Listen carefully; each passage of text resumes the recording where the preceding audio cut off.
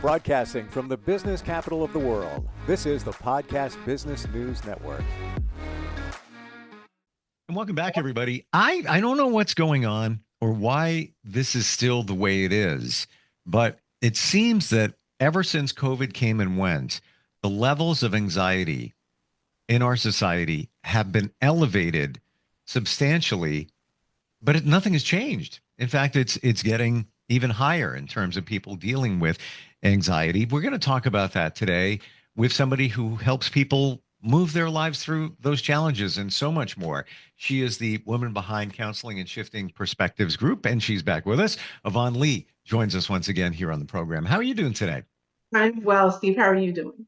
Fantastic. And I'm very gratified that we're talking about this because I'd have to say, if it's not ourselves, we know somebody who has anxiety. And I think anxiety is normal for everybody, but I'm talking about higher levels than what would be considered your average amount of anxiety. Are you hearing that from people that you work with? I am hearing it and observing it. I think sometimes when people think anxiety, they think, well, people that might be a little nervous, people that are maybe seem a little tightly wound, might be how they express it. But really, what people tend to not notice is that people who are angry, easily triggered, people who are have a problem with there being sudden shifts and changes and things having to pivot. A lot of that is what anxiety is causing or what is feeding it. So sometimes people think, oh, this person just seems so angry. They're always upset about something. But really, it's not just anger. It's their anxiety about what's happening around them, their lack of control. They're feeling like they cannot manage what's happening around them. And that is how it's presenting themselves. So it's not always the way people think it looks. Wow. That is a very different look at it. So I just want to make sure I'm hearing that right. Somebody who has elevated levels of anxiety could present as being frustrated and then angry, but they're really not. It's really anxiety that's Exactly fueling so. Exactly so. As you've probably heard before, anger is always the secondary emotion. It's never the primary one. So Yeah. if somebody's feeling angry, you usually have to look a little bit closer what's going on. And sometimes for us, we'll hear somebody say, well, people are doing things differently, or so much is changing and nobody's talking to me, or I don't feel like anybody's, asking me my opinion on things. And really, that's just their anxiety. Things are changing. They don't feel like they have a say. There's just too much happening. And when you don't know where to start, when you don't know how to adjust to all the changes that are happening, then what you tend to see is the anxiety presenting in anger. But it really is just the fear that comes with, and they don't know how to handle it in the time. Let's go back there to anger. And I've had this debate with friends and many in the last year. Not even kidding. Is anger ever just anger? Or is it always something else? It's always fueled by something else. It's never, you can't just, I'm angry. Right. No, it's Never. not. It's never. Yeah, It is not I ever. agree. Anger is never its own thing. Anger comes from your confusion about something. Anger comes from your feeling of maybe inept or being powerless. Anger comes from your feeling undervalued or underappreciated. Anger is never about being angry. There's something behind that. And the only way you know how to express your feelings in that is just to give in to that anger. Yeah. It can cause people to lose out on relationships that really matter to them and people who are important to them, because when you don't understand, you're like, okay, I'm just not going to deal with this person. You're doing too much. But really, they need somebody who will understand, be a little patient, and help them through. I can just see, it's fueled by something else. It could even be sadness. There's so many different things it can be. But when you're dealing with it, you don't know. You're just angry. Because you're frustrated. You don't know what's causing it. Does it come from anxiety or does it lead to anxiety? I don't know if it comes comes from anxiety can lead to it. It can sometimes be depression. And I think that's one of the things people don't oftentimes connect to depression. They think depression, they think sadness, somebody who's mopey or down, somebody who can't find a lot of joy. Depression can oftentimes have anger episodes where a person feels like I am frustrated, I'm tired, I don't know what I want to do, or I don't want to do anything. And I feel like people are pushing me and forcing me, and it presents as a lot of anger. They can kick something or hit something, and people are like, well, that's not depression. It actually can be. So there's a lot of things that present angrily. Wow. So you offer anger management programs in many different areas. Mhm. How do you help somebody with that? It's always connected to something else. So therein lies, you know, a face value. Somebody's angry. We're going to deal with it. How do you deal with your Mhm. anger? You know, you're explosive. You whatever somebody may do, you might look at it that way. But now that we've opened up the can, so to speak, and there's a lot inside the anger can there, as we hold it right here. Um, Yeah. how do you do an anger management program? You really got to go deep and figure out what's going on. You have to go deep to a point. A lot of things that come with anger, though, is your attachment to something else, right? Sometimes the reason people are angry is because they feel like when somebody expresses an opinion or somebody disagrees with them, they're taking it personally. So when it comes to my anger management class, a lot of what Mm, I'm going to deal with is just what's behind the anger. Why are you so triggered when somebody disagrees with you or has a problem with you or just doesn't believe as you do? Well, that's because you're personally attached. So we're going to talk about why you should separate you from your beliefs, from your things. A person who disagrees with you on a belief or something you want to do is not personally attacking you. It's just somebody who disagrees with whatever you're doing or whatever your belief is. So getting people to understand, not always take it so personally, separate it. In some other cases, when it's not about anger management education, but I'm just dealing with a person who's come to me personally, then I use what we term as REBT therapy. It's rational emotive behavior therapy. And that's kind of when you're connecting it to the irrational thought. Like the connection will be, okay, uh, say there was a situation at work and somebody said something to you. Maybe they thought that you were not doing your work as you needed to. And then next thing you know, you're in a serious argument. You've been sent home from work. Now that person comes to me to talk about this situation. Maybe the EAP at work says they have to have counseling. Well, when we talk about it and using REBT therapy, we're going to talk about if you considered that maybe the person was just trying to help you with what you were doing at work, that your mhm, work really needed just a little bit of improvement. If you had not taken that personally, had just received it with the intention that the person meant, would you have responded the same way? So mm, connecting the it is a response to what somebody said, not what they said that caused the anger. And sometimes that is something a lot of people need to realize as well. If you did mm, not have that perspective, if you didn't view what they said that way, how else might you have responded? So I'll give a scenario, what using the same one that person might have had, and I'll say, what if that person was genuinely just trying to help you? If they just were recognizing that your work was not up to the level that it could be, and they just wanted to help you, how do you feel about their statement to you now?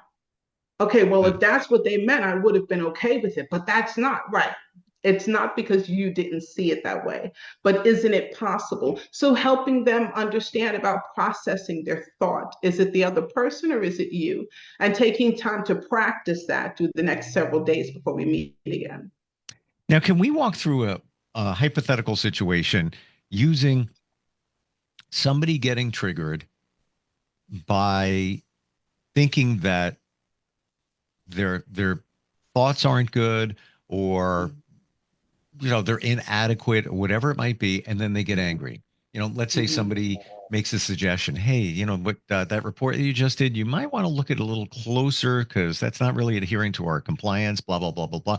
Now somebody Right. explodes like, I'm really blah. What could be the trigger for that? Go hypothetical, but some examples of things that could be setting that off. It could be that in their life, maybe with their family, they were oftentimes criticized for Mm, things that they did. That could be part of the trigger. It could be because somebody, maybe in a previous job or some situation where somebody they valued and respected, told them that they were not up to the task, right? Maybe they wanted a promotion, or maybe it was some position they were going for, and somebody told them, well, you're not qualified, or you will not be capable. There could be a lot behind that. The triggering could be, it's usually because it's hitting a wound, it's something undealt with, or sure. it's a perspective that you had never considered before. So perhaps just the not necessarily immaturity, but just the inability to see another perspective, another viewpoint. And that could be behind the triggering as well. Could it even be somebody's childhood and it's still Most sitting in them? definitely.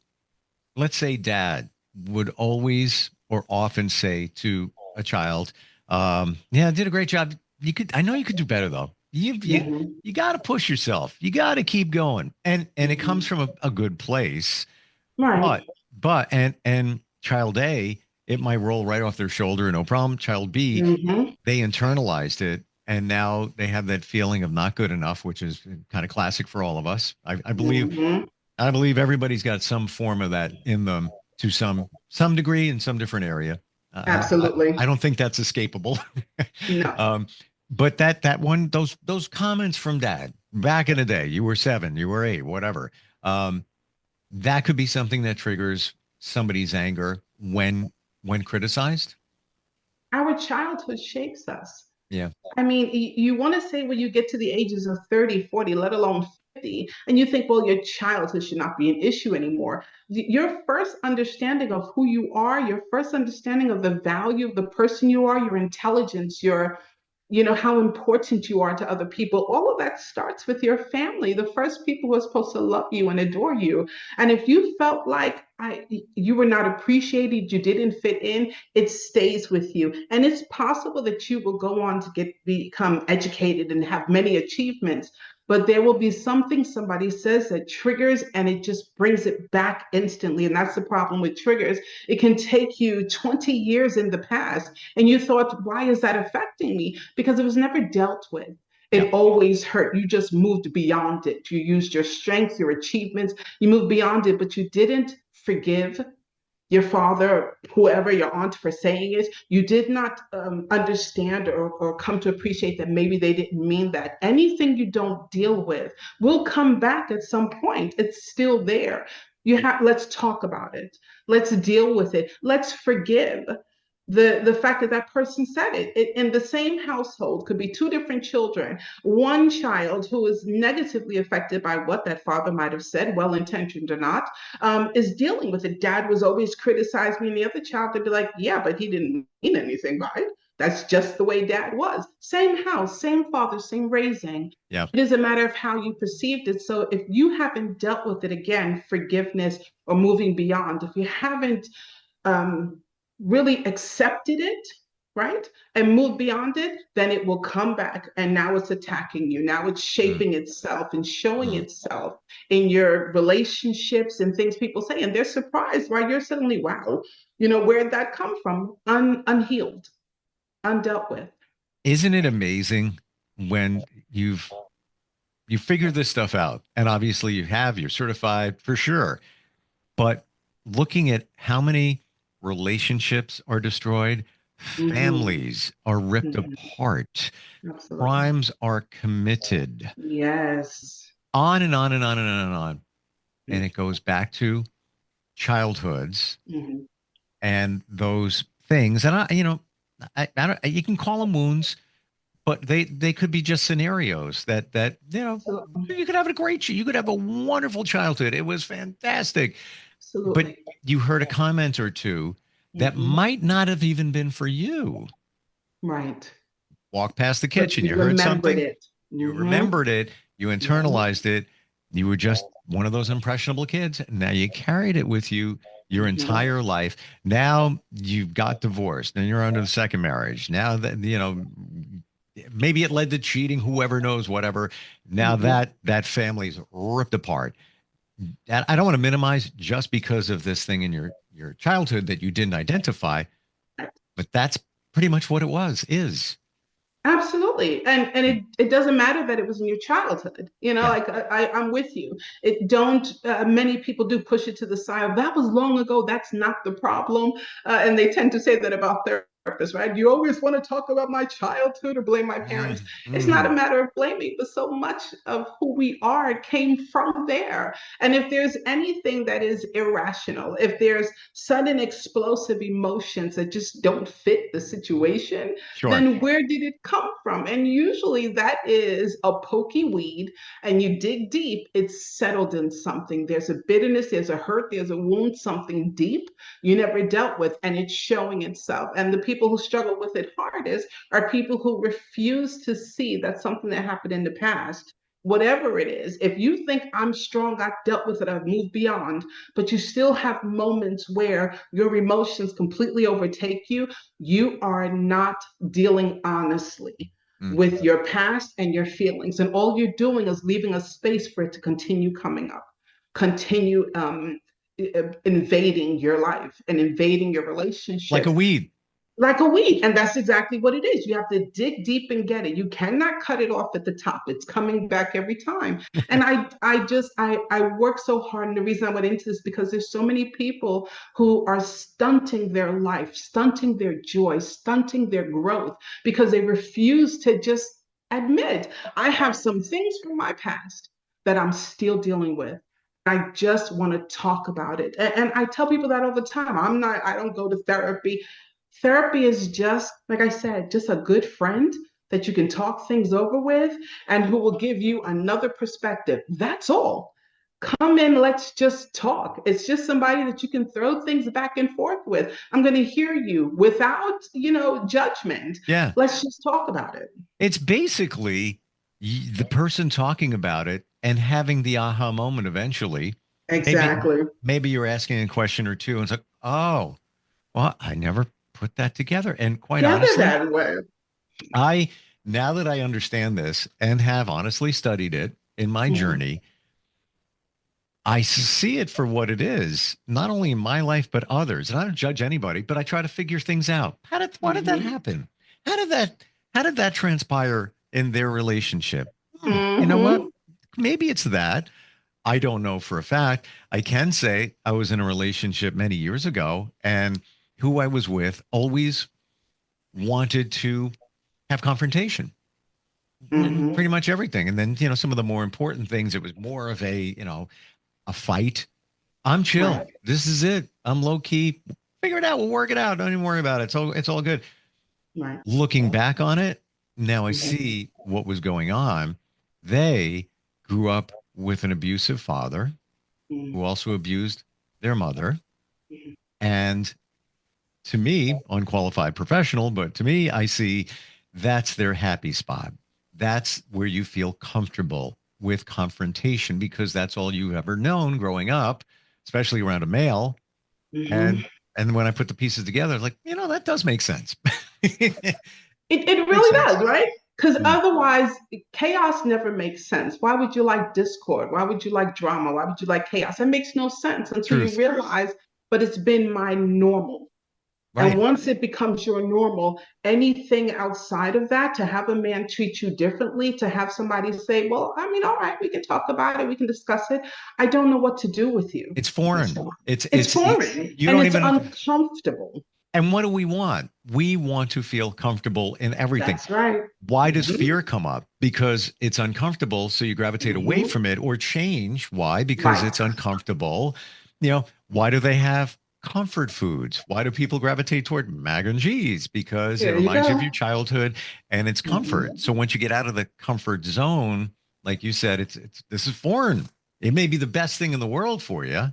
Let's say Right. somebody that wants to take care of you and not fight, but you don't know how to deal with it because you never dealt with it, And essentially. then you talk about the anger coming, right? That's going to go right to there because you're Point. confusing me. I feel like you're pushing me. I feel like you're trying to change me. I feel like Right. I don't know what to do Controlling with me, this. controlling me. I feel you took my power from me. I have no control. Now I'm mad. Now I'm mad because I don't know. And the sadness of that is that person realizes that what you're doing is not harmful, but I don't know what to do with this. So I'd rather push you away or force you to get angry because that I know. Right. And again, they're missing opportunity for the peace they're entitled to. And that is a constant sadness. And I it's such a brave thing when somebody steps forward to say, I'm dealing with some things. I've been angry for a while and I don't know what it is. And I really just want to get answers. I love that. That is powerful. And many times those can be some of the quick ones, only like 3 sessions, because they really just need a new perspective. I need to talk about this. Tell me what you think. Okay, what if you considered it this way? What if you looked at it from this viewpoint? What if you realize what's the worst case scenario? And I love asking that question. Okay, what if you're right? What if people are talking about you at your job? What's the worst thing that can happen? Well, well, I mean, then people are talking about me. They're whispering bad things about me, right? And what else? Like, does that Yeah. affect your paycheck? Does that affect Right. your career growth? Does that affect Right. how your boss is looking at? Like, what is the worst thing? Well, I guess it's just that they're talking about me, right? So if that's all it is, and that's their conversation, why are you worried about it? You know, and And it then goes back to the old adage, you can't control what you can't control. So exactly that's so. their thing. And unless you have to work directly with them and their comments impact you, if they're walking up to your face and saying certain things, that's Right, different. If it you've right. and by the way, to your point, what we think is usually not what is. Very many times. You think that they're talking behind your back. Right. You don't know They that they could be really are. impressed by you. They are Right. talking about you, but they're talking about your achievement. They're talking about the strengths you bring to this job. They're talking Right. about how you always say just the right thing during the meeting. You Sure. think they're talking about you. They are.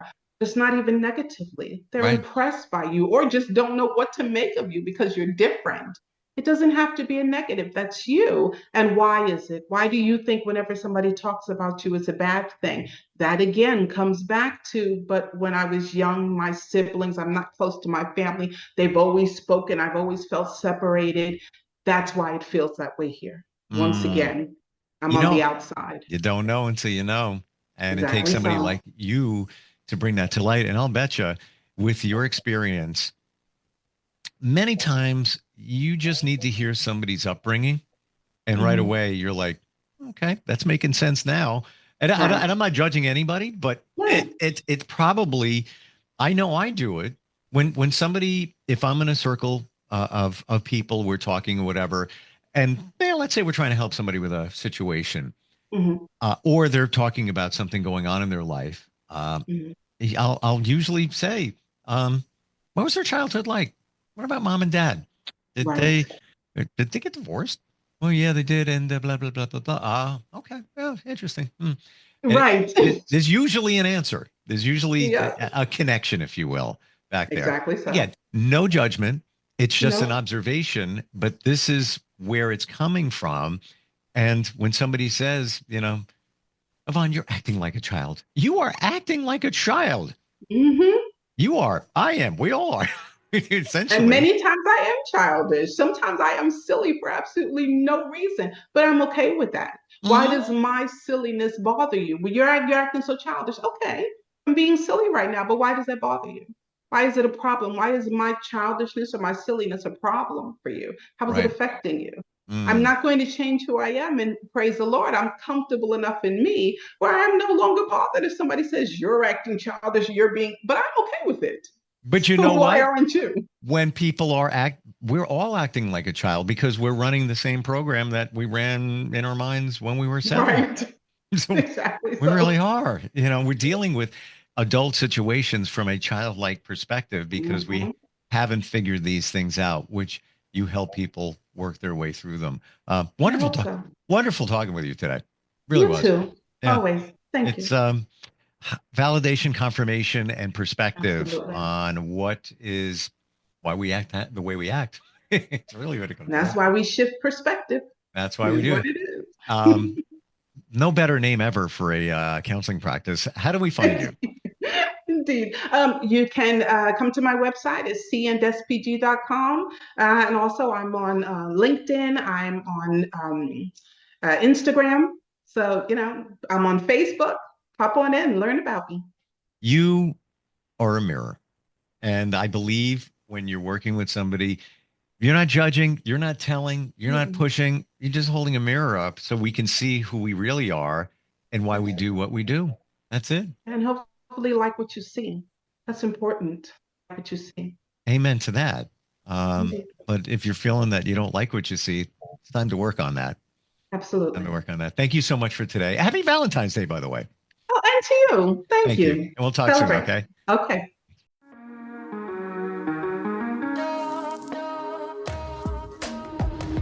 Broadcasting from the business capital of the world, this is the Podcast Business News Network.